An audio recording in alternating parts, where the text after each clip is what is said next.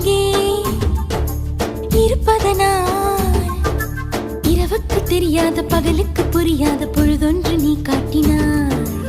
இதயத்தில் நீ இருப்பதனால் நான் தூங்கும் நேரத்தில் என்னுள்ளே தூங்காமல் நெஞ்சுக்குள் வாயாடினாய். கண்ணாடி நீ கடிகாரம் நான் உன்னுள்ளே ஓடோடி வாழ்வே. காதல் எனும் கடுதாசி நீ என்றென்றும்